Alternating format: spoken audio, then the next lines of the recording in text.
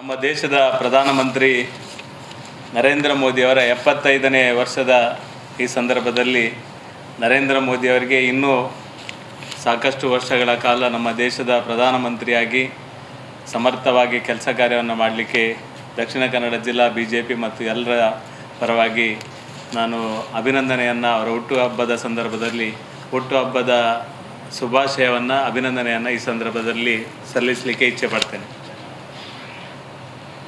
ವಿಶೇಷವಾಗಿ ಹುಟ್ಟುಹಬ್ಬದ ಸಂದರ್ಭದಲ್ಲಿ ಇಡೀ 2ನೇ ತಾರೀಕಿನ ತನಕ ಬೇರೆ ಬೇರೆ ರೀತಿಯ ಸಾಮಾಜಿಕ ಕೆಲಸ ಕಾರ್ಯವನ್ನು ಮಾಡೋದರ ಮುಖಾಂತರ ಭಾರತೀಯ ಜನತಾ ಪಾರ್ಟಿ ಅವರ ಹುಟ್ಟುಹಬ್ಬವನ್ನು ಅರ್ಥಪೂರ್ಣವಾಗಿ ಇಡೀ ಜಿಲ್ಲೆಯಲ್ಲಿ ಆಚರಣೆ ಮಾಡ್ತದೆ.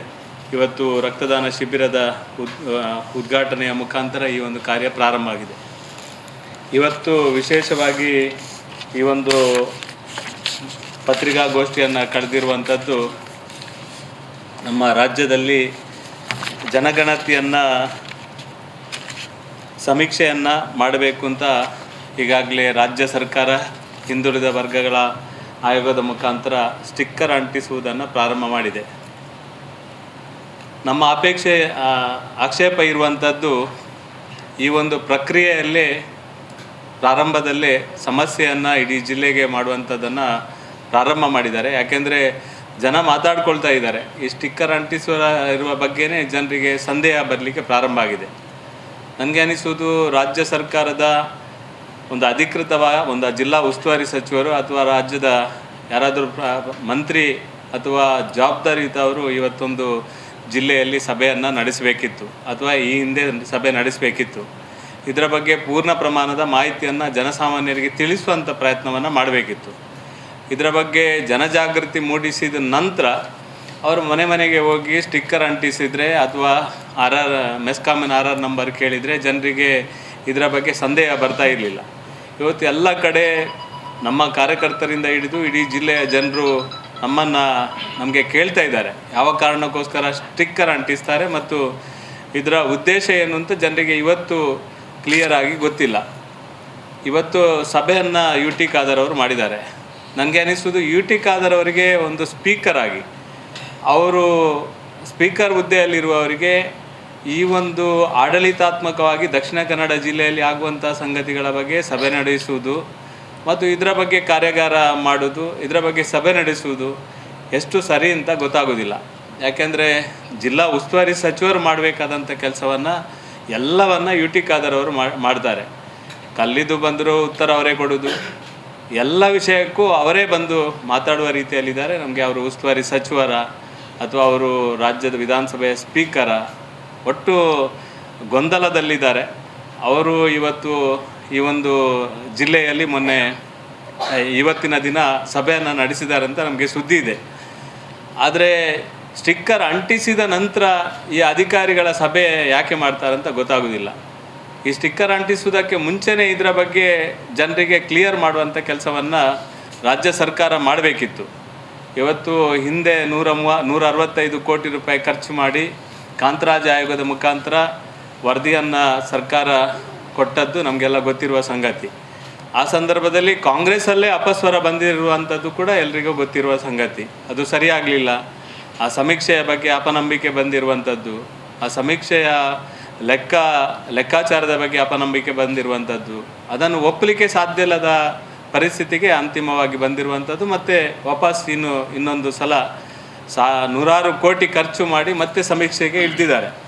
ಈ ಸಮೀಕ್ಷೆ ಮಾಡುವಂಥ ಸಂದರ್ಭದಲ್ಲಿ ಜನರಿಗೆ ಸರಿಯಾದ ಮಾಹಿತಿಯನ್ನು ಕೊಡುವಂಥ ಕೆಲಸವನ್ನು ಇವರು ಪ್ರಾಮಾಣಿಕವಾಗಿ ಮಾಡಬೇಕಿತ್ತು. ಇವತ್ತು ಆ ಕೆಲಸವನ್ನು ಮಾಡಲಿಲ್ಲ.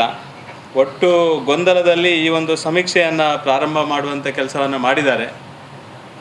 ಜನರು ಕೂಡ ಗೊಂದಲದಲ್ಲಿದ್ದಾರೆ. ಇದರ ಬಗ್ಗೆ ಸ್ಪಷ್ಟತೆಯನ್ನು ಮಾಡೋದರ ಮುಖಾಂತರ ಈ ಒಂದು ಸಮೀಕ್ಷೆಯನ್ನು ಮಾಡಬೇಕು ಅಂತ ನಮ್ಮ ಒತ್ತಾಯ ಇರುವಂಥದ್ದು. ಇಷ್ಟು ತರಾತುರಿಯಲ್ಲಿ 22ನೇ ತಾರೀಕಿನಿಂದಲೇ ಈ ಒಂದು ಸಮೀಕ್ಷೆಯನ್ನು ಮಾಡ್ತೇವೆ ಎನ್ನುವುದು ಉದ್ದೇಶ ಏನೂ ಗೊತ್ತಿಲ್ಲ.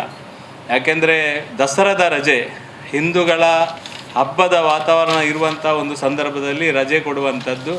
ಈ ಸಂದರ್ಭದಲ್ಲಿ ಶಿಕ್ಷಕರಾದಿಯಾಗಿ ನೌಕರರನ್ನು ಅವರಿಗೆ ಹಬ್ಬ ಹರಿದಿನಗಳಿಗೆ ಕೊಡುವಂತಹ ಈ ಒಂದು ರಜೆಯನ್ನು ಈ ಸಮೀಕ್ಷೆಗೆ ತೊಡಗಿಸಿಕೊಳ್ಬೇಕೆನ್ನುವ ಉದ್ದೇಶ ರಾಜ್ಯ ಸರ್ಕಾರಕ್ಕೆ ಏನಿದೆ ಅಂತ ಗೊತ್ತಾಗೋದಿಲ್ಲ.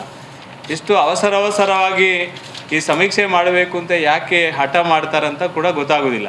ಯಾಕೆಂದರೆ ಭಾರಿ ಈ ಒಂದು ಸಂದರ್ಭದಲ್ಲಿ ಸೂಕ್ತ ಸಮಯ ಅಲ್ಲ. ಇದಕ್ಕೆ ಸಾಕಷ್ಟು ಕಾಲಾವಕಾಶ ತಕ್ಕೊಂಡು ಇದಕ್ಕೆ ಸರಿಯಾದ ವ್ಯವಸ್ಥೆಯನ್ನು ಮಾಡಿಕೊಂಡು ಸರಿಯಾದ ತಿಳುವಳಿಕೆಯನ್ನು ಜನರಿಗೆ ಕೊಟ್ಟ ನಂತರ ಈ ಸಮೀಕ್ಷೆ ಮಾಡಬೇಕು ಅಂತ ನಮ್ಮ ಭಾರತೀಯ ಜನತಾ ಪಾರ್ಟಿಯ ಅಭಿಪ್ರಾಯ. ಒಟ್ಟು ಈ ಒಂದು ಸಮೀಕ್ಷೆ ಮಾಡುವಂಥ ಸಂದರ್ಭದಲ್ಲಿ ಕೂಡ ನಮಗೆ ಕೂಡ ಸಾಕಷ್ಟು ಸಂದೇಹಗಳು ಆಕ್ಷೇಪಗಳು ನಮ್ಮಲ್ಲಿ ಕೂಡ ಮನಸ್ಸಿಗೆ ಆಗಿರುವಂಥದ್ದು ಈಗ ಕಂಡು ಬರ್ತಾ ಇದೆ. ಯಾಕೆಂದರೆ ಒಂದು ಕಡೆ 47 ಹಿಂದೂ ಉಪಜಾತಿಗಳ ಮುಂದೆ ಅಂಟಿಸಿರುವ ಅಥವಾ ನಮೂದಿಸಿರುವ ಕ್ರಿಶ್ಚಿಯನ್ ಪದವನ್ನು ಸರ್ಕಾರ ತಕ್ಷಣ ಕೈಬಿಡಬೇಕು ಅಂತ ನಮ್ಮ ಒತ್ತಾಯ, ಭಾರತೀಯ ಜನತಾ ಪಾರ್ಟಿಯ ಒತ್ತಾಯ. 47 ಹಿಂದೂ ಉಪಜಾತಿಗಳ ಮುಂದೆ ಅಂಟಿಸಿರುವ ಅಥವಾ ನಮೂದಿಸಿರುವ ಕ್ರಿಶ್ಚಿಯನ್ ಪದವನ್ನು ಸರ್ಕಾರ ತಕ್ಷಣ ಕೈಬಿಟ್ಟು ಈ ತಿದ್ದುಪಡಿಯನ್ನು ಸರಿಪಡಿಸಿದ ನಂತರವೇ ಸಮೀಕ್ಷೆ ಮಾಡಬೇಕು ಅಂತ ನಮ್ಮ ಒತ್ತಾಯ. ಯಾಕೆಂದರೆ ಇಲ್ಲೇ ಇರುವಂಥ ಗೊಂದಲ, ಇವತ್ತು ಹಿಂದುಳಿದ ವರ್ಗಕ್ಕೆ ಸಿಗುವಂಥ ನ್ಯಾಯಯುತವಾದ ಏನು ಸವಲತ್ತಿದೆಯಾ, ಆ ಮೀಸಲಾತಿದೆಯಾ, ಅದನ್ನು ಎಲ್ಲಿಯ ಒಂದು ಕಡೆ ಕಟ್ ಮಾಡಿ ಕ್ರಿಶ್ಚಿಯನ್ಗೆ ಕೊಡುವಂಥ ಪ್ರಯತ್ನ ಆಗ್ತಿದೆಯಾ, ಅಥವಾ ಕ್ರಿಶ್ಚಿಯನ್ ಸಮುದಾಯದ ಮಧ್ಯೆ ಕೂಡ ಈ ರೀತಿಯ ಒಂದು ಗೊಂದಲ ಇದೆ ಅನ್ನೋದನ್ನು ಈಗಾಗಲೇ ಸಾರ್ವಜನಿಕ ಚರ್ಚೆ ಆಗಿದ್ದಕ್ಕೆ ಐವನ್ ಡಿಸೋಜರು ಉತ್ತರ ಕೊಟ್ಟದನ್ನು ಕೂಡ ನಾವು ನೋಡಿದ್ದೇವೆ. ಒಟ್ಟು ಎಲ್ಲಿ ಸಹ ಸಮಾಧಾನ ಇಲ್ಲ, ಎಲ್ಲಿ ಸಹ ಒಂದು ವ್ಯವಸ್ಥಿತವಾಗಿ ಈ ಒಂದು ಸಮೀಕ್ಷೆಯನ್ನು ಮಾಡುವ ನಿಟ್ಟಿನಲ್ಲಿ ಒಂದು ಕ್ಲಿಯರ್ ಕಟ್ ವಿಷಯವನ್ನು ಇಟ್ಟುಕೊಂಡು ಈ ಸಮೀಕ್ಷೆ ಮಾಡುವ ನಿಟ್ಟಿನಲ್ಲಿ ಸರ್ಕಾರ ಯೋಚನೆ ಮಾಡಿ ಇದಕ್ಕೆ ಇಳಿದಂತಿಲ್ಲ. ಈ ಕಾರಣಕ್ಕೋಸ್ಕರ ಒಟ್ಟು ಗೊಂದಲದಲ್ಲಿದೆ. ಕ್ರಿಶ್ಚಿಯನ್ ಪದವನ್ನು ಬಳಸಿರುವುದರಿಂದ ಮತ್ತು ಅದನ್ನು ನಮೂದಿಸಲಿಕ್ಕೆ ಇದನ್ನು ಕೊಡುವುದರಿಂದ ಮತಾಂತರಕ್ಕೆ ಒಂದು ರೀತಿಯ ಕುಮ್ಮಕ್ಕು ಕೊಟ್ಟ ರೀತಿಯಲ್ಲಿ ಆಗ್ತದೆ ಎನ್ನುವುದನ್ನು ಕೂಡ ಈಗಾಗಲೇ ನಮ್ಮ ರಾಜ್ಯ ಸಂಘಟನೆ ಕೂಡ ಹೇಳಿದೆ ಮತ್ತು ನಾವು ಸಹ ಅದನ್ನೇ ಮತ್ತೆ ಹೇಳಲಿಕ್ಕೆ ಇಚ್ಛೆ ಪಡ್ತೇವೆ. ಇದರಿಂದ ಸ್ವಾಭಾವಿಕವಾಗಿ ತೊಂದರೆ ಆಗ್ತದೆ. ಈ ಬೇರೆ 47 ಜಾತಿಗಳಲ್ಲಿ ಅದನ್ನು ಕ್ರಿಶ್ಚಿಯನ್ ಅಂತ ನಮೂದಿಸಿದಾಗ ಇದು ಸ್ವಾಭಾವಿಕವಾಗಿ ಈ ಒಂದು ಸಮಸ್ಯೆ ಉಲ್ಬಣ ಆಗ್ತದೆ. ಇದರಿಂದ ಸಾಮಾಜಿಕವಾಗಿ ಸಮಸ್ಯೆಗಳು ಉಲ್ಬಣ ಆಗ್ತದೆ.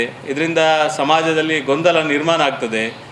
ಇದು ಸಮಾಜದ ಮಧ್ಯದಲ್ಲಿ ಒಂದು ರೀತಿಯ ಗೊಂದಲಕ್ಕೆ, ಅಪನಂಬಿಕೆಗೆ ಕಾರಣ ಆಗುವ ರೀತಿಯಲ್ಲಿ ಈ ಒಂದು ಸಮೀಕ್ಷೆ ಮಾಡುವಂಥ ಪ್ರಕ್ರಿಯೆಯಲ್ಲಿ ಪ್ರಾರಂಭ ಆಗಿದೆ ಅಂತ ಎಲ್ಲ ಕಾರ್ಯಕರ್ತರು ಮತ್ತು ಇಡೀ ಜಿಲ್ಲೆಯ ಜನತೆಯ ಭಾವನೆ ಆಗಿದೆ. ಆ ಕಾರಣಕ್ಕೋಸ್ಕರ ಈ ಲೋಪದೋಷವನ್ನು ಸರಿಪಡಿಸಿಕೊಂಡು ಈ ಒಂದು ಸಮೀಕ್ಷೆಯನ್ನು ಮಾಡಬೇಕು ಅಂತ ನಮ್ಮ ಭಾರತೀಯ ಜನತಾ ಪಾರ್ಟಿಯ ಜಿಲ್ಲಾ ಸಮಿತಿಯ ವತಿಯಿಂದ ನಾನು ಈ ಸಂದರ್ಭದಲ್ಲಿ ಒತ್ತಾಯವನ್ನು ಮಾಡ್ತೇನೆ.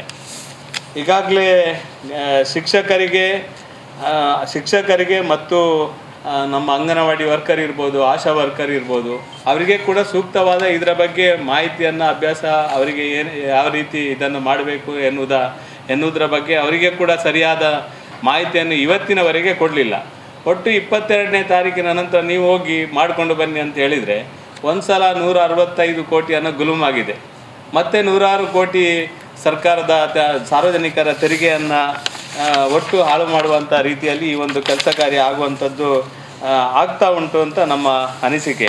ಒಟ್ಟು ಈ ವ್ಯವಸ್ಥೆಯನ್ನು ಸರಿಪಡಿಸುವ ನಿಟ್ಟಿನಲ್ಲಿ ಸರ್ಕಾರ ತಕ್ಷಣವೇ ಈ ಸಮೀಕ್ಷೆಯನ್ನು ಇನ್ನಷ್ಟು ಕಾಲ ತಗೊಂಡು ಈ ಸಮೀಕ್ಷೆಯ ಬಗ್ಗೆ ಇನ್ನಷ್ಟು ರೀತಿಯಲ್ಲಿ ಇದರ ಏನೆಲ್ಲ ಸಮಸ್ಯೆ ಇದೆ ಅದನ್ನು ಸರಿಪಡಿಸಿಕೊಂಡು ನಂತರ ಈ ಒಂದು ಸಮೀಕ್ಷೆಯನ್ನು ಮಾಡಬೇಕು ಅಂತ ನಾವು ಭಾರತೀಯ ಜನತಾ ಪಾರ್ಟಿ ಜಿಲ್ಲಾ ಸಮಿತಿಯ ವತಿಯಿಂದ ಒತ್ತಾಯವನ್ನು ಮಾಡ್ತಾ ಇದ್ದೇವೆ. ಅಷ್ಟೇ, ಈ ಒಂದು ಸಂದರ್ಭದಲ್ಲಿ ಭಾರತೀಯ ಜನತಾ ಪಾರ್ಟಿ ಒತ್ತಾಯ ಮಾಡುವಂಥದ್ದು ಒಟ್ಟು ಈ ಒಂದು ಸಮೀಕ್ಷೆಯನ್ನು ಮುಂದೆ ತಗೊಂಡು ಹೋಗಬೇಕು. ಮತ್ತು ಕ್ರಿಶ್ಚಿಯನ್ ಎಂಬ ಪದವನ್ನು ನಮೂದಿಸುವ ಇದನ್ನು ಸರಿಪಡಿಸದೆ ನೀವು ಈ ಒಂದು ಇದಕ್ಕೆ ಹೋದರೆ ಸಮಾಜದಲ್ಲಿ ಒಟ್ಟು ಮತಾಂತರಕ್ಕೆ ಕುಮ್ಮಕ್ಕು ಕೊಡುವ ರೀತಿಯಲ್ಲಿ ಆಗ್ತದೆ. ಈ ಎಲ್ಲ ಅಂಶಗಳನ್ನು ಗಮನ ಇಟ್ಟುಕೊಂಡು ರಜೆ ಹಬ್ಬದ ದಿನದ ವಾತಾವರಣ ಇರುವುದರಿಂದ ಇದು ಸೂಕ್ತ ಸಮಯ ಅಲ್ಲ. ಆ ಕಾರಣಕ್ಕೋಸ್ಕರ ಈ ಒಂದು ಸಮೀಕ್ಷೆಯನ್ನು ಮುಂದೆ ತಗೊಂಡು ಹೋಗಬೇಕು. ಮುಂದೆ ಬೇಸಿಗೆ ಕಾಲದಲ್ಲಿ ಸೂಕ್ತ ಸಮಯದಲ್ಲಿ ಇದಕ್ಕೆ ಬೇಕಾದ ಸರಿಯಾದ ತಯಾರಿಯನ್ನು ಮಾಡಿಕೊಂಡು ಸಾರ್ವಜನಿಕರಿಗೆ ಇದರ ಬಗ್ಗೆ ಅವೇರ್ನೆಸ್ ತಂದು ಎಲ್ಲ ಜನರಿಗೆ ಇದರ ಮಾಹಿತಿಯನ್ನು ಕೊಡೋದ್ರ ಮುಖಾಂತರ ಇದನ್ನು ಮಾಡಬೇಕು ಅಂತ ನಾವು ಒತ್ತಾಯ ಮಾಡ್ತಾ ಇದ್ದೇವೆ. ಪತ್ರಿಕಾಗೋಷ್ಠಿಯಲ್ಲಿ ಉಪಸ್ಥಿತಿರುವಂಥ ಗೌರವಾನ್ವಿತ ಈಗಾಗಲೇ ಜಿಲ್ಲಾಧ್ಯಕ್ಷರು ಹೇಳಿದಂಥ ವಿಚಾರದ ಬಗ್ಗೆ ಒಂದು ಜನಪ್ರತಿನಿಧಿಯಾಗಿ ಇನ್ನಷ್ಟು ಅದರ ಬಗ್ಗೆ ಮಾಧ್ಯಮದ ಮುಖಾಂತರ ಜನರಿಗೆ ನಾನು ತಿಳಿಸ್ಲಿಕ್ಕೆ ಬಯಸ್ತಾ ಇದ್ದೀನಿ. ಇವತ್ತು ಉಸ್ತುವಾರಿ ಸಚಿವರು ನಡೆಸಬೇಕಾದಂಥ ಸಭೆಯನ್ನು ಮಾನ್ಯ ಸ್ಪೀಕರ್ ಅವರು ನಡೆಸ್ತಾ ಇದ್ದಾರೆ. ಆ ಸಭೆಯಲ್ಲಿ ಭಾಗವಹಿಸಿಕೊಂಡು ನಾನು ಈ ಪತ್ರಿಕಾಗೋಷ್ಠಿ ಮುಂಚಿತವಾಗಿ ನಿಗದಿಯಾದಂಥ ಪತ್ರಿಕಾಗೋಷ್ಠಿ ಕಾರಣ ಇಲ್ಲಿ ಬಂದಿದ್ದೇನೆ. ಭಾಳ ಆಶ್ಚರ್ಯ ಏನಂತ ಕೇಳಿದ್ರೆ, ನಿನ್ನೆ ನಮಗೆ ಸಾಯಂಕಾಲ ಜಿಲ್ಲಾಧಿಕಾರಿಗಳ ಕಚೇರಿಯಿಂದ ಕರೆ ಬರುತ್ತೆ, ನಾಳೆ ಸಭೆ ಇದೆ ಅಂತೇಳಿ. ತುರ್ತಾಗಿ ಇಂಥ ಸಭೆಗಳಿಗೆ ಒಂದು ವಾರ 10 ದಿವಸ ಮುಂಚಿತವಾಗಿ ಶಾಸಕರುಗಳಿಗೆ ಮತ್ತು ಎಲ್ಲ ಜಾತಿ ಸಮುದಾಯದವರಿಗೆ ಅಧಿಕೃತವಾದ ದಾಖಲೆಯನ್ನು ಕೊಟ್ಟು ಸಭೆಯನ್ನು ನಡೆಸಬೇಕಾದಂಥದ್ದು ಇದೆ. ಇದು ಸಣ್ಣ ಕೆಲಸ ಅಲ್ಲ. ಇದು ಮಾಡುವಂಥ ರೀತಿ ನೋಡಿದರೆ ಕಾಂಗ್ರೆಸ್ ಸರ್ಕಾರದೇನೋ ಸಿದ್ದರಾಮಯ್ಯರ ಏನೋ ಹಿಡನ್ ಎಜೆಂಡಾ ಇದರಲ್ಲಿ ಇದೆ ಅಂತ ಹೇಳೋದು ಇದರಲ್ಲಿ ಸ್ಪಷ್ಟವಾಗಿ ಗೊತ್ತಾಗ್ತಾ ಇದೆ. ಪ್ರಾರಂಭದಲ್ಲಿ ಒಂದು ಮಾತು ಹೇಳಬೇಕು ಅಂತ ಹೇಳಿದರೆ, ಒಂದು ಸ್ಪೀಕರ್ ಆದವರು ಅವರು ಯಾವುದೇ ಪಕ್ಷದಲ್ಲಿದ್ದರೂ ಕೂಡ ಆ ಪಕ್ಷದ ಸದಸ್ಯತ್ವಕ್ಕೆ ರಾಜೀನಾಮೆಯನ್ನು ಕೊಟ್ಟು ಅವರು ಸ್ಪೀಕರ್ ಸ್ಥಾನದಲ್ಲಿ ಕೂತ್ಕೊಳ್ಳುವರು. ಅವರು ಯಾವುದೇ ಕರ್ನಾಟಕದ ಸರ್ಕಾರದ ಯಾವುದೇ ಈ ರೀತಿಯ ಕಾರ್ಯಕ್ರಮಗಳು ಯೋಜನೆಗಳನ್ನು ಅನುಷ್ಠಾನ ಮಾಡುವಂಥ ಅಧಿಕಾರಗಳು ಇರಲಿಲ್ಲ ಅಂದರೆ ಅವರು ಸರ್ವತೋಮುಖವಾಗಿ ಅವರಿಗೆ ಅಧಿಕಾರ ಇರಬಹುದು. ಆದರೆ ಕಳೆದ 75 ವರ್ಷಗಳಲ್ಲಿ ಯಾವುದೇ ಸ್ಪೀಕರ್ ಈ ಹಂತಕ್ಕಿಳಿಲಿಲ್ಲ. ಅವರು ಪಕ್ಷದ ರಾಷ್ಟ್ರೀಯ ಅಧ್ಯಕ್ಷರನ್ನು ಮಾತಾಡಿಸ್ಲಿಕ್ಕೂ ಹೋಗ್ತಾರೆ, ಕೆಂಪು ಕಲ್ಲು ಅಂದರೂ ಮಾತಾಡ್ತಾರೆ. ಇವತ್ತು ಜನಗಣತಿಯ ಈ ಸಭೆಯನ್ನು ಮಾಡ್ತಾರೆ. ಯಾರೂ ಮಾತಾಡೋದಿಲ್ಲ, ಯಾರೂ ಕೇಳೋದಿಲ್ಲ, ಸಾರ್ವಜನಿಕರು ಮಾತಾಡೋದಿಲ್ಲ, ನಾವು ಮಾತಾಡೋದಿಲ್ಲ ಅಂತ ಹೇಳುವಂಥ ಪ್ರಶ್ನೆ ಆಗಬಾರ್ದು. ಅವರು ಮಾಡುವಂಥ ತಪ್ಪನ್ನು, ನಮ್ಮ ಜಿಲ್ಲೆಯವರಾದರೂ ಕೂಡ ಅವರು ಈ ರೀತಿ ತಪ್ಪನ್ನು ಮಾಡಿ ನಮ್ಮ ಜಿಲ್ಲೆಯ ಗೌರವಕ್ಕೆ ಚ್ಯುತಿ ಬರಬಾರ್ದು. ಈ ಹಿಂದೆ ವಿಶ್ವೇಶ್ವರ ಹೆಗಡೆ ಕಾಗೇರಿಯವರು, ರಮೇಶ್ ಕುಮಾರ್ ಅವರು, ಈ ಹತ್ತಾರು ಬೋಪಯ್ಯ ಅವರು, ಕೋಳಿವಾಡ ಅವರು, ಇಂಥವರೆಲ್ಲ ಸ್ಪೀಕರ್ದವರು ನೋಡಿದ್ದೇವೆ. ಅವರವರ ಜಿಲ್ಲೆಯ ಅವರು ನಮ್ಮ ರಾಜ್ಯದ ಗೌರವ ಘನತೆಯನ್ನು ಕಾಪಾಡಿಸ್ಕೊಂಡು ಬಂದಿದ್ದಾರೆ. ಇವರು ಕಾಪಾಡ್ಕೊಳ್ಬೇಕಾದಂಥ ಸ್ಥಾನದಲ್ಲಿ ಕೂತ್ಕೊಂಡು ಕಾಪಾಡದೆ ನಾನೆಲ್ಲವೂ ಮಾಡ್ಬೇಕಂದ್ರೆ, ಅವರು ದಿನೇಶ್ ಗುಂಡೂರಾವ್ ಅವರನ್ನು ಉಸ್ತುವಾರಿ ಸಚಿವರು ಮಾಡಲಿಕ್ಕೆ ಅವಕಾಶಗಳು ಕೊಟ್ಟದ್ದೇ ಯಾಕಂತ ಹೇಳಿದ್ರೆ, ದಿನೇಶ್ ಗುಂಡೂರಾವ್ ಅವರು ಬರದೇ ಇದ್ದಾಗ ಸರ್ಕಾರವನ್ನು ನಾನೇ ನಡೆಸಬೇಕು ಸ್ಪೀಕರ್ ಆಗಿ ಅಂತೇಳಿದ ಮಾನಸಿಕತೆ ಇರ್ಬೋದು. ಎಸ್, ಅವರ ಎಜೆಂಡಾ. ನಾನು ಹೇಳೋದು, ನೀವು ಅವರು ಈ ಸ್ಥಾನದಲ್ಲಿ ಕೂತ್ಕೊಂಡು ಈ ಕೆಲಸ ಮಾಡೋದಕ್ಕಿಂತ ದಿನೇಶ್ ಗುಂಡೂರಾವ್ ಅವರನ್ನು ಸ್ಪೀಕರ್ ಮಾಡಿ ಇವರಾದರೂ ಮಂತ್ರಿಗಳಾದ ತೊಂದರೆ ಇಲ್ಲ, ಅದನ್ನು ಮಾಡಿಕೊಡಿ. ಆವಾಗ ಆ ಸ್ಥಾನಕ್ಕೆ ಗೌರವ ಕೊಡಿ. ಇದೇನು ಆಗ್ತಾ ಇದೆ ಅಂತೇಳಿ ಸುದ್ದಿ ಕೇಳ್ತಾ ಬಂದಿದೆ, ಅದಕ್ಕಾಗಿ ಮಾಡ್ತಾರೋ ಅಂತ ಹೇಳೋದು ಗೊತ್ತಿಲ್ಲ. ಇದು ಒಂದನೇ ಭಾಗ. ಎರಡನೇ, ನಾನು ಒಂದು ಪ್ರಶ್ನೆಯನ್ನು ಕೇಳ್ತೇನೆ. ಜಿಲ್ಲಾಧ್ಯಕ್ಷರು ಮಾತನ್ನು ಹೇಳಿದರು, ಉಲ್ಲೇಖ ಮಾಡಿದರು, ಈ ರೀತಿಯ ಸ್ಟಿಕ್ಕರ್ಗಳು ಎಲ್ಲರ ಮನೆಗಳಿಗೆ ಅಂಟಿಸ್ತಾ ಇದ್ದಾರೆ. ಮಾಧ್ಯಮದವರು ಎಲ್ಲ ವಿಚಾರಗಳನ್ನು ನೀವು ತಿಳ್ಕೊಳ್ತೀರಿ. ಸಹಜವಾಗಿ ನಿಮ್ಮ ಮನೆಗೆ ಸ್ಟಿಕ್ಕರ್ ಅಂಟಿಸುವಾಗಲೂ ಕೂಡ ನಿಮ್ಗೆ ಗೊತ್ತಿತ್ತಾ? ನಿಮ್ಮ ಮನೆಗೆ ಬಂದು ಸ್ಟಿಕ್ಕರ್ ಅಂಟಿಸುವಾಗ ನಿಮಗೆ ಗೊತ್ತಿತ್ತಾ? ನಮ್ಮೆಲ್ಲರ ಮನೆಯ ಸ್ಟಿಕ್ಕರ್ ಅಂಟಿಸುವಾಗಲೂ ಗೊತ್ತಿತ್ತಾ? ಇಲ್ಲ. ಸರ್ಕಾರ ಗೊತ್ತಿಲ್ಲದೆ ಎಲ್ಲರ ಮನೆಗಳಿಗೆ ಸ್ಟಿಕ್ಕರ್ ಅಂಟಿಸುವ ಅಧಿಕಾರ ಯಾರಿಗೆ ಕೊಟ್ಟಿದ್ದಾರೆ? ಅವರಿಗೆ ಸರ್ಕಾರಕ್ಕೆ ಅಧಿಕಾರ ಇದೆ ನನ್ನ ಮನೆ ಕಾಂಪೌಂಡ್ ಒಳಗಡೆ ಬಂದು ಸ್ಟಿಕ್ಕರ್ ಅಂಟಿಸಲಿಕ್ಕೆ? ಜಾತಿ ಜನಗಣತಿ ಇದ್ರೂ ಕೂಡ ಸಾರ್ವಜನಿಕರಿಗೆ ಸರಿಯಾದ ಮಾಹಿತಿಗಳನ್ನು ಕೊಡಬೇಕು. ಸಾರ್ವಜನಿಕರು ಯಾವ ರೀತಿಯಲ್ಲಿ ಭಾಗಿಯಾಗಬೇಕು ಕೊಡಬೇಕು. ಮನೆಗೆ, ನಿಮ್ಮ ಮನೆಗೆ ಯಾರು ಬರ್ತಾರೆ ಅಂತೇಳಿ ತಿಳಿಸ್ಬೇಕು. ಬಂದಾಗ ನೀವು ಯಾವ ರೀತಿಯಲ್ಲಿ ಉತ್ತರ ಕೊಡಬೇಕು. ಅದಕ್ಕೆ ಯಾವುದೆಲ್ಲ ದಾಖಲೆಗಳು ಬೇಕು ಅದನ್ನು ಅವರು ರೆಡಿ ಮಾಡಿ ಇಟ್ಕೊಳ್ಬೇಕು. ಉದಾಹರಣೆಗೆ ಒಂದು ಮಾತು ಹೇಳ್ತಾನೆ. ರೇಷನ್ ಕಾರ್ಡ್, ಒಬ್ಬನ ರೇಷನ್ ಕಾರ್ಡ್ ಉಳ್ಳಾಲದಲ್ಲಿದೆ, ಅವನು ಮಂಗಳೂರಿನಲ್ಲಿ ಇಲ್ಲಿ ಮನೆ ಮಾಡಿದ್ದಾನೆ, ಆಧಾರ್ ಇಲ್ಲಿದೆ. ದಾಖಲೆ ಕೊಡುವಾಗ ಏನಾಗುತ್ತೆ ಸ್ವಾಮಿ ಅವ್ರ ದಾಖಲೆ? ಇದನ್ನು ಸರಿಪಡಿಸಿ ಕೊಡಬೇಕಾದಂಥ ಅನಿವಾರ್ಯತೆ ಇರುವಾಗ ನೀವು ಈ ನವರಾತ್ರಿಯ 12 ದಿವಸದಲ್ಲಿ ಇದನ್ನು ಮಾಡ್ತೀರಿ. ಅದರ ನಂತರ ಸಾವಿರಾರು ಜನರು ಮಂಗಳೂರಿನವರಲ್ಲ, ಇಡೀ ರಾಜ್ಯದವರು ದೇಶದ ಬೇರೆ ಬೇರೆ ಭಾಗದಲ್ಲಿದ್ದಾರೆ. ಅವರು ಇಲ್ಲಿಯೇ ವೋಟರ್ ಲಿಸ್ಟ್ನಲ್ಲಿ ಹೆಸರಿರ್ತದೆ, ಇಲ್ಲೇ ಜಾತಿ ಗಣತಿಯಲ್ಲಿ ಹೆಸರಿರ್ತದೆ, ಅವರು ಇಲ್ಲಿರುವುದಿಲ್ಲ. ಈಗ ಮೊನ್ನೆ ನಮ್ಮ ಮನೆಯ ಪಕ್ಕದವರೇ ಅವರ ಮಗಳ ಹೆರಿಗೆಗಂತ 2-3 ತಿಂಗಳು ಅಮೆರಿಕಕ್ಕೆ ಹೋಗಿದ್ದಾರೆ. ಜಾತಿ ಜನಗಣತಿಗೆ ಏನು ಮಾಡ್ತಾರೆ ಅವರು ಹೋಗಿ ಸ್ಥಳೀಯ 12 ದಿವಸ ನಂತರ ಸ್ಥಳೀಯ ಮಹಾನಗರ ಪಾಲಿಕೆಗೆ, ಗ್ರಾಮ ಪಂಚಾಯತಿಗೆ ಹೋಗಿ ಅವರು ಇಲ್ಲ ಆನ್ಲೈನಲ್ಲಿ ಮಾಡಿ ಅಂತ ಹೇಳಿದರೆ ಅವರಿಗೆ ಮಾಹಿತಿಗಳು ಗೊತ್ತಾಗಬೇಕಲ್ಲ. ನಾವೇಳೊಂದು ಸಂಪೂರ್ಣ ಸರ್ಕಾರ ಮೂರ್ಖರ ರೀತಿಯಲ್ಲಿ ಆಡಳಿತ ಮಾಡ್ತಾ ಇದೆ. ಯಾವ ರೀತಿಯಲ್ಲಿ ಆಡಳಿತ ಮಾಡಬೇಕು ಅವರು? ಒಂದು ಕಡೆಯಿಂದ ಕ್ರಿಶ್ಚಿಯನ್ ಧರ್ಮದಲ್ಲಿ ಹುಟ್ಟಿದವನು, ಮುಸಲ್ಮಾನ ಧರ್ಮದಲ್ಲಿ ಹುಟ್ಟಿದವರು, ಅವರಿಗೆ ಪೂರ್ಣವಾಗಿ ಕ್ರಿಶ್ಚಿಯನ್ ಅಥವಾ ಮುಸಲ್ಮಾನ ಒಂದೇ ವ್ಯವಸ್ಥೆ.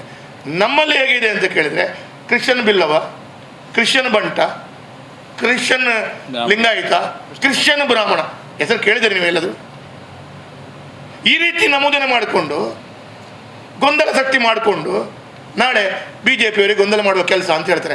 ನೀವು ಈ ರೀತಿ ಅವ್ಯವಸ್ಥೆ ಮಾಡಿದರೆ ಮಾತನಾಡದೆ ಕೂತ್ಕೊಳ್ಬೇಕಾ? ನಾವು ವಿರೋಧದ ಪಾಠದಲ್ಲಿ ಕೂತ್ಕೊಂಡು ಮಾತಾಡ್ತೀವಿ. ಇವತ್ತು ನಾನು ಇನ್ನೊಂದು ಪ್ರಶ್ನೆಯನ್ನು ಕೇಳ್ತೇನೆ. 60 ಪ್ರಶ್ನೆಯನ್ನು ಒಳಗೊಂಡಂಥ ಈ ರೀತಿಯ ಸಮೀಕ್ಷೆಯನ್ನು ಮನೆ ಮನೆಗಳಿಗೆ ಹೋಗಿ ಮಾಡಬೇಕು ಅಂತ ಹೇಳಿದ್ದಾರೆ. ಈ ಸಮೀಕ್ಷೆಗಳ ಎಲ್ಲ ದಾಖಲೆಗಳು ತಗೊಳ್ಳಿ, ಏನೆಲ್ಲ ಅದಕ್ಕೆ ಪೂರಕವಾದಂಥ ದಾಖಲೆಗಳು ಬೇಕು, ಆ ಮನೆ ಮಂದಿಗಳು ಏನು ಮಾಡಬೇಕು, ಇದು ಎಲ್ಲವನ್ನು ಸರಿ ಮಾಡಿಕೊಳ್ಬೇಕಾದ್ರೆ ಒಂದು ಮನೆಗೆ ಒಂದು ಅಂಗನವಾಡಿ ಕಾರ್ಯಕರ್ತೆ ಇರ್ಬೋದು, ಒಂದು ಆಶಾ ಕಾರ್ಯಕರ್ತೆ ಇರ್ಬೋದು, ಅಥವಾ ಒಂದು ಟೀಚರ್ ಸಮಯ ಎಷ್ಟು ತಗೊಳುತ್ತೆ, ನಮ್ಮ ಜಿಲ್ಲೆಯ ಒಟ್ಟು ಮನೆಗಳೆಷ್ಟು, ಪಾಪ್ಯುಲೇಷನ್ ಎಷ್ಟು, ಆಶಾ ಕಾರ್ಯಕರ್ತರ ಸಂಖ್ಯೆ ಎಷ್ಟು, ನೀವು ದಿನಕ್ಕೆ ಇದು ಒಂದು ಮನೆಯಲ್ಲಿ 1.5 ಗಂಟೆ ಬೇಕು ಇದನ್ನು ಸಂಪೂರ್ಣ ಮಾಡಲಿಕ್ಕೆ. ದಿನಕ್ಕೆ ಎಷ್ಟು ಮನೆ ಹೋಗ್ಬೋದು? ಒಂದು 8 ಮನೆ ಹೋದರೆ ಕಷ್ಟ, ಭಾಳ ದೊಡ್ಡದು. 5 ಮನೆ 8 ಮನೆ ಸರಿ. ಇಡೀ ಸರ್ಕಾರದ ಎಲ್ಲ ಅಧಿಕಾರಿಗಳ ಈ ಆಶಾ ಕಾರ್ಯಕರ್ತರಿಗೆ ಮತ್ತು ಈ ಎಲ್ಲ ಅಧಿಕಾರಿಗಳನ್ನು ನೀವು ಸೇರಿಕೊಂಡು ಇದನ್ನು ಸಂಪೂರ್ಣ ಮಾಡಲಿಕ್ಕೆ ಆಗತ್ತಾ? ಈ ಎಲ್ಲ ಪ್ರಶ್ನೆಗಳು ಒಂದು ರೀತಿಯಲ್ಲಿ ಉದ್ಭವ ಆಗಿದೆ. ಅದರಲ್ಲಿ ಕೂಡ ಇನ್ನಷ್ಟು ಪ್ರಶ್ನೆಗಳು. ನಮಗೆ ಸಾವಿರಾರು ಕರೆಗಳು ಬರ್ತದೆ. ಒಬ್ಬರು ಫೋನ್ ಮಾಡ್ತಾರೆ. ನಿನ್ನೆ ಒಬ್ಬರು ಪರಿಶಿಷ್ಟ ಜಾತಿಯವರು ಫೋನ್ ಮಾಡಿದರು. ನಾನು ಪರಿಶಿಷ್ಟ ಜಾತಿಗೆ ಒಳಪಟ್ಟಿದ್ದೆ, ನನ್ನ ಮನೆಗೆ ಹಿಂದುಳಿದ ಆಯೋಗದ ಒಂದು ಸ್ಟಿಕ್ಕರ್ ಹೊಡೆದಿದ್ದಾರೆ ಮಾರೆ, ನನಗೆ ಏನು ನನ್ನ ಪರಿಸ್ಥಿತಿ ಅಂತೇಳಿ ಈ ರೀತಿಯ ಸಮಸ್ಯೆ. ಅದರಲ್ಲಿ ಕೂಡ ಈಗ ನಾನು ಹೇಳುವಂಥ ಮಾತು ಭಾಳ ಇಂಪಾರ್ಟೆಂಟ್. ನೀವು ಸ್ಟಿಕ್ಕರ್ ಅಂಟಿಸಿ ನಾಳೆಯಿಂದ ಮನೆ ಮನೆಗಳಿಗೆ ಹೋಗಿ ನೀವು ದಾಖಲೆಗಳನ್ನು ಪಡ್ಕೊಳ್ಳುವಂಥ ಮಾನಸಿಕ ಮಟ್ಟದಲ್ಲಿ ನೀವು ಆದೇಶವನ್ನು ಕೊಟ್ಟು ಮುನ್ನಡೆಸ್ಕೊಂಡು ಹೋಗ್ತಾ ಇದ್ದೀರಿ. ಈಗ ಒಂದು ಪ್ರಶ್ನೆಯನ್ನು ಕೇಳ್ತೇನೆ. ಇಡೀ ದೇಶದಲ್ಲಿ ಇರುವಂಥ ಬಂಟ್ ಸಮುದಾಯ, ಅವ್ರದ್ದೇನು? ಬಂಟರು ಯಾನೆ ನಾಡವರ ಸಮುದಾಯ. ಅವರು ಬಂಟರ ಯಾನೆ ನಾಡವರ ಅಂತೇಳಿ ನಮೂದನೆ ಮಾಡಲಿಕ್ಕೆ ಅವಕಾಶನೇ ಇಲ್ಲ. Either they should mention Bunts, either they should mention Nadavara. ಅಂದರೆ ಬಂಟನ್ನು ತುಂಡು ಮಾಡಿ ಬಿಸಾಡಿದ್ರು. ಹೀಗೆ ಅವರು ಬಂಟರ ಅಥವಾ ನಾಡವರ ಎರಡು ಒಟ್ಟು ನಮೂದನೆ ಮಾಡಲಿಕ್ಕೆ ಅವರು ಎರಡು ಒಟ್ಟು. ಉತ್ತರ ಕನ್ನಡದಲ್ಲಿ ನಾಡವರ ಅಂತೇಳಿ ಆಗ್ತಾರೆ ನಾಯಕ, ಇಲ್ಲಿ ಬಂಟ್ಸ್ ಆಗ್ತಾರೆ. ಒಟ್ಟಾಗಿರುವಂಥದ್ದವರು ನೀವು ಅವರನ್ನು ತುಂಡು ಮಾಡ್ತೀರಿ. ಸರಿ, ಅವರು ಆ ರೀತಿ ಹಾಕ್ಲಿಕ್ಕೆ ಅವಕಾಶಗಳಿಲ್ಲ ಅಂತೇಳಿ ಅವರಿಗೆ ಏನು ಹೇಳ್ತಾ ಇದ್ದಂತೆ, ನಿಮ್ಗೆ ಅದು ಇದಿಲ್ಲ, ನೀವು ನನ್ನ ಆಫೀಸ್ ಅಂತ ಬರೀರಿ, ಇದರಲ್ಲಿ ಯಾವುದೂ ಇಲ್ಲದಂತೆ ನಮೂದನೆ ಮಾಡಿ ಅಂತ ಹೇಳ್ತಾರೆ. ಅಂದರೆ ಬಂಟ್ರುಗಳಿದು ಯಾವುದರಲ್ಲಿ ಇಲ್ಲದಂಥ ರೀತಿ ಮಾಡಿಬಿಡ್ತಾರೆ. ಹೀಗೆ ನಮ್ಮ ಜಿಲ್ಲೆಯಲ್ಲಿ ಆದಿದ್ರಾವಿಡ ಸಮುದಾಯ ಇದೆ, ಕರ್ನಾಟಕದಲ್ಲಿ ಆದಿದ್ರಾವಿಡ ಅಂತ ಇದೆ, ಪರಿಶಿಷ್ಟ ಜಾತಿ ಒಳಪಟ್ಟವರು. ಅವರು ಈ ನಮೂದನೆಯಲ್ಲಿ 101 ಜಾತಿಯಲ್ಲಿ ಅವ್ರದ್ದು 1, 2, 3 ಅದನ್ನು ಕಿತ್ತೇ ಹಾಕಿದ್ದಾರೆ ಅಂತೇಳಿ ಅವರು ಮೊನ್ನೆ ರಾಜ್ಯದಲ್ಲಿ ಪ್ರತಿಭಟನೆ ಮಾಡಿದರು. ಮಂಗಳೂರಿನ ಕರಾವಳಿ ಭಾಗದ ಆ ಆದಿದ್ರಾವಿಡರು ಹೋಗಿ ಬೆಂಗಳೂರಿನಲ್ಲಿ 3 ದಿವಸ ಪ್ರತಿಭಟನೆ ಮಾಡಿದರು. ನಾನು ಹೋಗಿದ್ದೆ ಅಧಿವೇಶನ ಆದಾಗ. ಅವ್ರು ಏನು ಮೆನ್ಷನ್ ಮಾಡಬೇಕು ಕೇಳ್ತಾರೆ. ಆದಿದ್ರಾವಿಡ ಅಂತ ಕೇಳಿದರೆ ನಮ್ಮ ಮುಲ್ಕಿ ಮೂಡಬಿದ್ರೆ ಕ್ಷೇತ್ರದ ಮೂಲ ಸತ್ಯಸಾರಮಣಿ ದೈವಸ್ಥಾನವನ್ನು ನಂಬಿ ಬಂದವರು ನಮ್ಮ ಭಾಗೀರಥಿ ಅಕ್ಕ ಆದಿದ್ರಾವಿಡ ಸಮುದಾಯ ಕೂಡ ಆದಿದ್ರಾವಿಡ. ಅವ್ರು ಹೇಗೆ ಮೆನ್ಷನ್ ಮಾಡಬೇಕು ಗೊತ್ತಿಲ್ಲ. ನಾನು ಹೇಳುವಂಥದ್ದು ಈ ಗೊಂದಲಗಳನ್ನೆಲ್ಲ ಯಾವ ರೀತಿಯಲ್ಲಿ ಹ್ಯಾಂಡಲ್ ಮಾಡಬೇಕು ಅಂತೇಳುವಂಥದ್ದನ್ನು ಜನರಿಗೆ ಸ್ಪಷ್ಟವಾದ ಮಾಹಿತಿ ಕೊಡದೆ ಅದರ ಮುಂಚೆ ನೀವು ಈ ಕಾರ್ಯಪ್ರವರ್ತರಾಗಿ ಕೆಲಸ ಮಾಡಿ ಅಂತ ಹೇಳಿದರೆ ಅದರ ಮೊದಲು ಇನ್ನೂ ಗೊಂದಲ ಇದೆ. ಆಶಾ ಕಾರ್ಯಕರ್ತರು ಹೇಳ್ತಾರೆ, ನಮಗೆ ಒತ್ತಾಯಪೂರ್ವಕವಾಗಿ ಬಳಸಿಕೊಳ್ತಾ ಇದ್ದಾರೆ, ನಮಗೆ ಬಳಸಿಕೊಳ್ಳುವಾಗಿಲ್ಲ. ತಮ್ಮ ಗೌರವಧನ ಬೇಡಿಕೆಯನ್ನು ಗ್ರಾಮೀಣ ಆಶಾ ಕಾರ್ಯಕರ್ತರಿಗೆ 5,000 ರೂಪಾಯಿ ಮತ್ತು ನಗರ ಆಶಾ ಕಾರ್ಯಕರ್ತರಿಗೆ 10,000 ಈಡೇರಿಸಲಿದೆ. ಈ ಸಮೀಕ್ಷೆ ಕಾರ್ಯದಲ್ಲಿ ನಾವು ಭಾಗವಹಿಸಲ್ಲ, ಅವರು ಆಲ್ರೆಡಿ ಹೇಳಿ ಆಗಿದೆ. ಎಂಥ ಗೊಂದಲಮಯ. ಅದರ ಮಧ್ಯದಲ್ಲಿ ನಮ್ಮ ಹಿಂದೂ ಧಾರ್ಮಿಕ ಕಾರ್ಯಕ್ರಮಗಳು ನವರಾತ್ರಿ ಹಬ್ಬದ ಸಂದರ್ಭದಲ್ಲಿ ರಜೆ ಇದೆ ಅಂತೇಳಿ ಅದನ್ನು ಈ ರೀತಿ ಉಪಯೋಗಿಸ್ಕೊಳ್ಳುವಂಥ ಭಾವನೆಗಳು ಅಂತ ಹೇಳಿದರೆ ಒಟ್ಟು ಇದರ ಅರ್ಥ ಏನು ಅಂತ ಕೇಳಿದ್ರೆ ಹಿಂದೂ ಸಮಾಜದ ಎಲ್ಲ ಜಾತಿಗಳನ್ನು ಒಡೆದು ಹಾಕಬೇಕು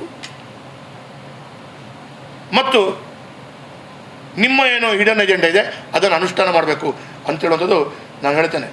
ಇದರಲ್ಲಿ ಸಹಜವಾಗಿ ಕೆಲವಾರು ವರ್ಷಗಳಿಂದ ಸರ್ಕಾರ ಹೇಳುತ್ತೆ ಆಧಾರ್ ಕಾರ್ಡ್ ಮತ್ತು ಮೊಬೈಲ್ ನಂಬರ್ ನೋಂದಣಿ ಮಾಡಿ ಎಂಟ್ರ್ ಮಾಡಿ. ಈ ದೇಶದಲ್ಲಿ ಎಷ್ಟು ಬಾಕಿ ಇದೆ ಇನ್ನು ಸಹ ಕಳೆದ 3 ವರ್ಷ 4 ವರ್ಷದಿಂದ ಸರ್ಕಾರಗಳು ಒದ್ದಾಡ್ತಾ ಇದ್ರು ಕೂಡ 100% ರಿಸಲ್ಟ್ ಕೊಡಲಿಕ್ಕೆ ಆಗಿದೆಯಾ ಅಂದರೆ ಆಗಿಲ್ಲ. 100% ಜೋಡಿಸ್ಕೊಳ್ಳಿಕ್ಕಾಗಿದೆಯಾ? ಮತ್ತು ಇಡೀ ರಾಜ್ಯದ ಈ ಜಾತಿ ಜನಗಣತಿ 10 ದಿವಸದಲ್ಲಿ ಮುಗಿಸ್ತಾರೆ. ಯಾವ ರೀತಿಯ ಪರಿಸ್ಥಿತಿಯನ್ನು ತಂದುಕೊಡ್ತಾ ಇದ್ದಾರೆ. ಒಂದು ಕಡೆಯಿಂದ ಸರ್ಕಾರ ಚ್ಯೂಟುವುದು ಸರ್ಕಾರವೇ, ಮತ್ತು ನಾವು ನಿಮ್ಮೊಂದಿಗಿದ್ದೇವೆ ಅಂತೇಳಿ ಮುಲಾಮ್ ಹಚ್ಚಿದ ರೀತಿಯಲ್ಲಿ ನಾಟಕ ಮಾಡೋದು ಇದೆ. ಎಲ್ಲ ರೀತಿಯ ಗೊಂದಲಗಳು ಮಾಡಿ ಸರ್ಕಾರ ಈ ರೀತಿಯ ಅವ್ಯವಸ್ಥೆಯನ್ನು ಮಾಡ್ತಾ ಇದೆ. ಇದು ನಮಗೆ ನಾವು ಜಾತಿ ಜನಗಣತಿ ಮಾಡುವಂಥದ್ದು. ಅದರಲ್ಲಿ ಕೂಡ ಹಲವಾರು ಹಿಂದುಳಿದ ವರ್ಗ, ಪರಿಶಿಷ್ಟ ಜಾತಿಯವರು ಹಲವಾರು ರೀತಿಯ ಫಲಾನುಭವಿಗಳಾಗಿ ಸರ್ಕಾರದ ಯೋಜನೆ ಮೀಸಲಾತಿಯನ್ನು ಪಡ್ಕೊಳ್ತಾ ಇರುವವರಿಗೆ ಅದರಲ್ಲಿ ಈಗ ಆದಿ ದ್ರಾವಿಡರಿಗೆ ಆ ಮೀಸಲಾತಿಯ ವ್ಯವಸ್ಥೆಗಳು ಕಡಿವಾಣ ಆಗ್ತದೆ, ಕಡಿತ ಆಗತ್ತೆ ಅಂತೇಳಿ ಅವರ ಹೋರಾಟ ಇದೆ. ಹಾಗಾಗಿ ಈ ರೀತಿಯ ಚಿಂತನೆಗಳನ್ನು ಸರಿಪಡಿಸ್ಕೊಂಡು ಇದೆಲ್ಲವೂ ಸಮಗ್ರವಾದ ನಂತರ ಇದನ್ನು ಎಲ್ಲ ಮನೆಗಳಿಗೆ ಮಾಹಿತಿ ಕೊಟ್ಟ ನಂತರ ನೀವು ಈ 60 ಪ್ರಶ್ನೆಯ ಸಂಖ್ಯೆಯ ಈ ಪುಟವನ್ನು ಹಿಡ್ಕೊಂಡು ನೀವು ಮನೆಗೆ ಹೋದರೆ ಆವಾಗ ಸಮಗ್ರವಾದ ಮಾಹಿತಿ ಆಗುತ್ತೆ. ಇಲ್ಲಾದರೆ ಇವರು ಹೇಳಿದ ಹಾಗೆ ಅವತ್ತು ಕಾಂತರಾಜ ಆಯೋಗ 165 ಕೋಟಿ ಇನ್ನೊಂದು ಖರ್ಚಾದಾಗೆ ಈಗ ಇದಕ್ಕೆ ಇನ್ನೊಂದು 100-200 ಕೋಟಿ ಖರ್ಚು ಮಾಡಿ ಮತ್ತೆ ಇನ್ನೊಂದು 10 ವರ್ಷದ ನಂತರ ಇದು ಕೂಡ ಸರಿ ಇಲ್ಲ ಅಂತ ಹೇಳಿದ ಭಾವನೆಗಳಾದರೆ ಇದಕ್ಕೆ ಹಣ ಕೊಡುವವರು ಯಾರು? ಇದನ್ನೆಲ್ಲವನ್ನು ಪ್ರಶ್ನೆ ಉತ್ತರಿಸಬೇಕಾದಂಥ ಜವಾಬ್ದಾರಿ ಇದೆ. ನಾನು ಮೆಸ್ಕಾಂ ಅಧಿಕಾರಿಗಳು ಸ್ಟಿಕ್ಕರ್ ಅಂಟಿಸಿದ್ರು. ನಾನು ಮೆಸ್ಕಾಂ ಅಧಿಕಾರಿಗಳಿಗೆ ಕೇಳಿದೆ, ನಿಮಗೆ ಸ್ಟಿಕ್ಕರ್ ನಮಗೇನಂತ ಗೊತ್ತಿಲ್ಲ, ನಿಮ್ಮ ಮೀಟರ್ನವ್ರ ಹತ್ರ ಹೋಗಿ ಸ್ಟಿಕ್ಕರ್ ಅಂಟಿಸಿ ಅಂತ ಹೇಳಿದರೆ ನಾವು ಸ್ಟಿಕ್ಕರ್ ಅಂಟಿಸುವ ಕೆಲಸ ಮಾತ್ರ ಅಂತ ಅವ್ರು ಹೇಳ್ತಾರೆ. ಎಂಥ ವಿಪರ್ಯಾಸ ನೋಡಿ. ಸ್ಟಿಕ್ಕರ್ ಅಂಟಿಸುವ ಪುಣ್ಯಾತ್ಮರಿಗೆ ಸ್ಟಿಕ್ಕರ್ ಯಾಕೆ ಅಂಟಿಸೋದು ನಮಗೆ ಗೊತ್ತಿಲ್ಲ. ಅದರಲ್ಲಿ ಇನ್ನೂ ಒಂದು ಪ್ರಶ್ನೆ ಇದೆ. ಸ್ಟಿಕ್ಕರ್ ಅಂಟಿಸಿದ ಸಾವಿರಾರು ಮನೆಯವರು ಸ್ಟಿಕ್ಕರ್ ತೆಗೆದು ಹರಿದು ಬಿಸಾಡಿ ಆಗಿದೆ. ಈಗ ಏನು ವಿಚಿತ್ರ, ಹೆದರಿ ಏನೋ ಈಗ ಏನೋ ಆಗುತ್ತೆ ಅಂತೇಳಿ ತೆಗೆದು ಹರಿದು ಬಿಸಾಡಿ ಆಗಿದೆ. ಈ ರೀತಿಯ ಪರಿಸ್ಥಿತಿಯ ಚಿಂತನೆಯಲ್ಲಿ ಸಮಾಜವನ್ನು ಇಂಥ ಸಂಕಷ್ಟಕ್ಕೆ ತುಂಬಿ ಹಾಕಿದ್ದು, ಇದನ್ನು ಭಾಳ ದುಃಖ ಇದೆ ನಮಗೆ. ಸರ್ಕಾರ ನಡೆಸುವವರು ಈ ರೀತಿಯ ಮಾನಸಿಕತೆ, ಈ ರೀತಿಯ ವಾತಾವರಣದಲ್ಲಿ ಸರ್ಕಾರ ನಡೆಸ್ಬೋದು. ಇನ್ನೊಂದು ನಾನು ಅದರ ಒಟ್ಟಿಗೆ ಒಂದು ಹೇಳ್ತೇನೆ. ಸಹಜವಾಗಿ ನಾವು ರಾಜಕೀಯ ಪಾರ್ಟಿಯಾಗಿ ನಾವು ಸರ್ಕಾರಕ್ಕೆ ಎಚ್ಚರಿಕೆ ಕೊಡುವಂಥ ಜವಾಬ್ದಾರಿ ನಮ್ಮದು. ಸರ್ಕಾರ ತಪ್ಪಿದಾಗ ಹೇಳುವಂಥ ಜವಾಬ್ದಾರಿ ನಮ್ಮದು. ಸರ್ಕಾರ ತಪ್ಪಿದಾಗ ತಪ್ಪಬಾರ್ದು, ಸರಿ ಮಾಡಬೇಕು ಅಂತೇಳಿ ಸಮಾಜದ ಪರವಾಗಿ ಮಾತಾಡಬೇಕಾದಂಥ ಧ್ವನಿ ರಾಜಕೀಯ ಪಾರ್ಟಿಯಾಗಿ ನಮ್ಮ ಜವಾಬ್ದಾರಿ. ಇವತ್ತು ನಾವು ನಿನ್ನೆ ಇಡೀ ದಿನ ಬೆಳಿಗ್ಗೆಯಿಂದ ಸಾಯಂಕಾಲ ತನಕ ನಾವು ಪ್ರತಿಭಟನೆ ಮಾಡಿದ್ದೇವೆ. ಕೆಂಪು ಕಲ್ಲು ಕೊಡಬೇಕು. ನಾನು ಕಳೆದ 1 ತಿಂಗಳಿಂದ UT ಖಾದರ್ ಅವರು ಮತ್ತು ದಿನೇಶ್ ಗುಂಡ್ರವರು ಪತ್ರಿಕೆಗಳಿದೆ, ಆಯಿತು ಈ ಗುರುವಾರ ಸರಿ ಆಯಿತು, ಈಗ ಕ್ಯಾಬಿನೆಟಲ್ಲಿ ಆಗಿದೆ, ಆಯಿತು ಎಲ್ಲವೂ ಆಗೋಗಿದೆ, BJP ಅವರಿಗೆ ಕೆಲಸ ಇಲ್ಲ, ಬೇಕಂತಲೇ ಮಾಡ್ತಾರೆ, ಇದೆಲ್ಲ ಹೇಳಿದರು. ಅವರು ಸರ್ಕಾರವನ್ನು ಯಾಕೆ ಸಮರ್ಥನೆ ಮಾಡ್ಕೊಳ್ತಾರೆ ಸ್ಪೀಕರ್ ಆಗಿ ಗೊತ್ತಿಲ್ಲ ನನಗೆ. Who is a speaker. ಅವರು ಸರ್ಕಾರದ ಪರವಾಗಿ ಯಾಕೆ ಉತ್ತರ ಕೊಡಬೇಕು? ವಿಸಿಟಿಂಗ್ ಮಂತ್ರಿ ಇದ್ದಾರೆ, ಅವರಾದರೂ ಒಂದು ಬೇಡ MLCಗಳಿದ್ದಾರೆ, ಉತ್ತರ ಕೊಡಲಿ. ನೀವು ಈ ರೀತಿ ಉತ್ತರ ಕೊಡ್ತೀರಿ. ಅದರಲ್ಲಿ ಹೇಳಿದರೆ ಎಲ್ಲ ಸರಿಯಾಗಿದೆ, 25 ಜನ 30 ಜನ ಆಲ್ರೆಡಿ ಪರ್ಮಿಟಿಗೆ ಲೀಸಿಗೆ ಹಾಕಿದ್ದಾರೆ. 2 ಪ್ರಶ್ನೆಯನ್ನು ಉತ್ತರಿಸಬೇಕು ಅವರು. ನೀವು ಈ ರೀತಿಯ ಗೊಂದಲ ಮಾಡಿದಂಥ ನಿಮ್ಮ ಆಡಳಿತ ಬಂದ ನಂತರ, ಈ ರೀತಿ ಗೊಂದಲ ಆದ ನಂತರ, ನಿಮ್ಮ ಆಡಳಿತದ ಬಂದ ನಂತರ ಇಷ್ಟೆಲ್ಲ ಕಾರ್ಮಿಕ ವರ್ಗ, ಇಷ್ಟೆಲ್ಲ ವರ್ಗದವರು ಕಷ್ಟಪಟ್ಟ ನಂತರ 2 ಸಮಸ್ಯೆಗಳಿಗೆ ನೀವು ಉತ್ತರ ಕೊಡಿ. ನೀವು ಎಲ್ಲ ಸರಿ ಮಾಡಿದ್ದೀರಿ ಅಂತ ಹೇಳೋರು 28 ರೂಪಾಯಿ ಸಿಗುವ ಕೆಂಪು ಕಲ್ಲು ಈಗ 65-70 ರೂಪಾಯಿ ಆಗಿದೆ. ಇದು ನಿಮ್ಮ ಕೊಡುಗೆನಾ? ನೀವೆಲ್ಲ ಸರಿ ಮಾಡಿದ್ದಿದ್ರೆ ಇದು 28ಕ್ಕೆ ಇವತ್ತು ಸಿಗಬೇಕಿತ್ತಲ್ಲ. ಹಾಗಾಗಿ ಇದಕ್ಕೆ ಅಧಿಕ ಖರ್ಚು ವೆಚ್ಚ ಮಾಡುವ ರೀತಿಯಲ್ಲಿ ಕನ್ಸ್ಟ್ರಕ್ಷನ್ ಕಾಸ್ಟಿಂದ ಹಿಡಿದು ಎಲ್ಲವೂ ಹೆಚ್ಚು ಬೀಳುವ ರೀತಿಯಲ್ಲಿ ಮಾಡಿದಂಥ ಕೊಡುಗೆ ನಿಮ್ದಲ್ವಾ? ಹೌದು ಅಂತ ಹೇಳಬೇಕು ಸ್ಪೀಕರು ಅಥವಾ ಇನ್ಯಾರ ನಾಯಕರು. ಇದು ಒಂದನೇದು. ಎರಡನೇದೊಂದು ಪ್ರಶ್ನೆ ಇದೆ. ಈಗ ಅದು ಭಾಳ ಸಂಕಷ್ಟ. ಸರ್ಕಾರಕ್ಕೆ ಇದರ ಮಧ್ಯೆ ರಾಯಲ್ಟಿ ಪೆನಲ್ಟಿ ವಸೂಲಿ ಮಾಡುವಂಥ ಹುಚ್ಚು, ಆದಾಯ ಹೆಚ್ಚಿಸಬೇಕು. ಅದು ಆದಾಯ ಹೆಚ್ಚಿಕೊಳ್ಳಿಕ್ಕೆ ಆಗಲ್ಲ. ಉದಾಹರಣೆಗೆ ನಾನು ಹೇಳಬೇಕು ಅಂತ ಹೇಳಿದ್ರೆ, ಜಲ್ಲಿ ಕ್ರಷರ್ ಇದೆ. ಜಲ್ಲಿ ಕ್ರಷರ್ ಹಲವಾರು ವರ್ಷದಿಂದ ಜಲ್ಲಿ ಕ್ರಷರ್ ಆದಂಥ ಜಾಗಕ್ಕೆ ಅಲ್ಲಿ ಹಿಂದಿನಿಂದಲೇ ಜಲ್ಲಿ ಕ್ರಷರ್ನ ರಾಯಲ್ಟಿ ಕಟ್ಟಿಲ್ಲ ಅಂತೇಳಿ 5,000 ಕೋಟಿ ಸರ್ಕಾರಕ್ಕೆ ಬ್ಯಾಲೆನ್ಸ್ ಶೀಟ್ನಲ್ಲಿ ಜಲ್ಲಿ ಕ್ರಷರ್ನವರಿಂದ ಸಂಗ್ರಹ ಮಾಡಬೇಕಾದಂಥ ಬಾಕಿ ಮೊತ್ತ ಅಂತಿದೆ. ಅದನ್ನು ಎಲ್ಲ ಸಂಗ್ರಹ ಮಾಡಿದೆ ಇಡೀ ರಾಜ್ಯದಲ್ಲಿ ಜಲ್ಲಿ ಕ್ರಷರ್ನವರು ಕುತ್ತಿಗೆ ಆಗದೆ ಕೊಡಬೇಕು. ಹಾಗೆ ಅದನ್ನು ಇಲ್ಲಿ ಅಪ್ಲೈ ಮಾಡ್ತಾಯಿದ್ರೆ ಕೆಂಪು ಕಲ್ಲಿಗೆ. ಕೆಂಪು ಕಲ್ಲು ಹಲವಾರು ಸಮಯದಿಂದ ಆ ಮೈನಿಂಗ್ ತೆಗಿತಾ ಇರುವಂಥವರು ಅಲ್ಲಿ 10 ಎಕರೆ ಜಾಗದಲ್ಲಿ ಒಂದು 5 ಎಕರೆ ತೆಗೆದಾಗಿದೆ ಅಂತ ಎಣಿಸ್ಕೊಳ್ಳಿ, ಇನ್ನು 5 ಎಕರೆ ಜಾಗ ಉಳಿದಿದೆ. ಇನ್ನು 5 ಎಕರೆ ಜಾಗದಲ್ಲಿ ಉಳಿದಿದೆ ಅಂತೇಳಿ ಆ ಜಾಗದಲ್ಲಿ ಈ ಹಿಂದೆ ತೆಗೆದುಕೊಂಡದವರು ಅಥವಾ ಹೊಸ ಯಾರಾದರೂ ಒಬ್ಬರು ಹೋಗಿ ಲೀಸಿಗೆ ಹಾಕಿದಾಗ ಅಲ್ಲಿ ಅಧಿಕಾರಿಗಳು ಬಂದಾಗ, ಓ ಇದು ಮುಂಚೆ ತೆಗೆದಿದ್ದೀರಲ್ಲ, ಇದರದ್ದು 5 ಎಕರೆದು ರಾಯಲ್ಟಿ ವಿತ್ ಪೆನಾಲ್ಟಿ 3 ಕೋಟಿ ಕಟ್ಟಿ ಅಂತೇಳಿ ನೋಟಿಸ್ಗೆ ರೆಡಿ ಮಾಡಿದ್ದಾರೆ. ಹೇಗೆ ಕೆಂಪು ಕಲ್ಲು ತೆಗಿಬೇಕು? ಸುದ್ದಿ ಚಾನಲ್, ಕ್ಷಣ ಕ್ಷಣದ ಸುದ್ದಿಗಾಗಿ. ಎಟಿಎಂ ಕಾರ್ಡ್ ಮರೆತು ಬಂದೆ, ಅರ್ಜೆಂಟ್ ಆಗಿ ಎಟಿಎಂ ನಿಂದ ಹಣ ಬೇಕಿತ್ತು, ಅಯ್ಯೋ ಏನ್ ಮಾಡೋದು ಈಗ ಅಂತ ಯೋಚಿಸ್ತಿದ್ದೀರಾ? ಚಿಂತೆ ಬಿಟ್ಟು ಬಿಡಿ, ಪುತ್ತೂರು 1 ಎಟಿಎಂಗೆ ಬನ್ನಿ. ನಿಮ್ಮ ಮೊಬೈಲ್ನಲ್ಲಿರೋ Google Pay, PhonePe, Paytm scanner ಬಳಸಿ ಕಾರ್ಡ್ ಇಲ್ಲದೆಯೇ ಸುಲಭವಾಗಿ ಹಣ ವಿತ್ಡ್ರಾ ಮಾಡಿ. ಹಣ ತೆಗೆಯುವುದು ಮಾತ್ರವಲ್ಲ, ಹಣ ಡೆಪಾಸಿಟ್ ವ್ಯವಸ್ಥೆಯೂ ಲಭ್ಯ.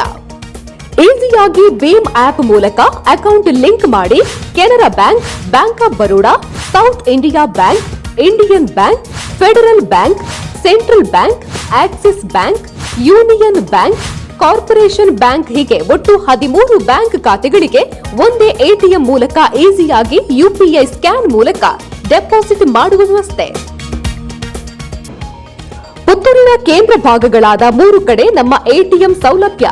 ಗಾಂಧಿ ಕಟ್ಟೆ ಬಳಿ ಕೆಎಸ್ಆರ್ಟಿಸಿ ಕಮರ್ಷಿಯಲ್ ಬಿಲ್ಡಿಂಗ್ನ ಫಸ್ಟ್ ಫ್ಲೋರ್, ಪುತ್ತೂರು ಮುಖ್ಯ ರಸ್ತೆಯ ಹರಿಪ್ರಸಾದ್ ಹೋಟೆಲ್ ಎದುರುಗಡೆ. ಇದರೊಂದಿಗೆ ಸುಳ್ಯದ ಕೆಎಸ್ಆರ್ಟಿಸಿ ಬಸ್ ನಿಲ್ದಾಣದಲ್ಲಿಯೂ ಸೇವೆ ನೀಡುತ್ತಿರುವ ಈಸಿ ಎಟಿಎಂ. ಪುತ್ತೂರು 1 ಎಟಿಎಂ ಬಳಸಿ ಸುಲಭವಾಗಿ ಹಣ ಪಡೆಯಿರಿ, ಹಣ ಡೆಪಾಸಿಟ್ ಕೂಡ ಮಾಡಿ.